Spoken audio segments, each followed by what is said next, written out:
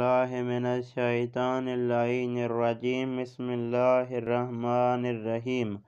आज हमारा 8वां दर्स है। आज का हमारा मसदर है दादन। दादन का माना है देना। दादन यानी देना। मैं आपको एक मरतबा फिर यह ज़मीरें पढ़ के सुनाता हूँ। मन तो ओ मा शुमा आनहा, मन तो ओ मा शुमा आनहा। अब मैं आपको माजी पढ़ के सुनाता हूँ। मन दादम तो दादी ऊ दाद, मा दादीम शुमा दादीद आनहा दादंद। अब मैं आपको मुज़ारे पढ़ के सुनाता हूँ। मन मी दहम तो मी दही ऊ मी दहद, मा मी दहीम शुमा मी दहीद आनहा मी दहंद। अमर पढ़ के सुनाता हूँ आपको। बेदे बेदे बेदहीद, बेदे बेदहीद। अब मैं आपको माजी का तर्जमा करके सुनाता हूँ।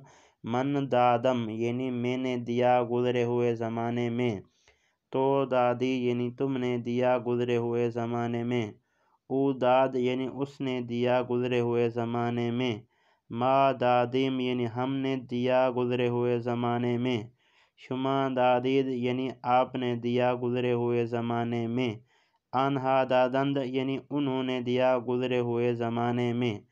अब मैं आपको मुज़ारे का तर्जमा करके सुनाता हूँ। मन मी दहम यानी मैं दे रहा हूँ, तो मी दही यानी तुम दे रहे हो, ओ मी दहद यानी वो दे रहा है, मा मी दहिम यानी हम दे रहे हैं, शुमा मी दहिद यानी आप दे रहे हो, आनहा मी दहंद यानी वो दे रहे हैं।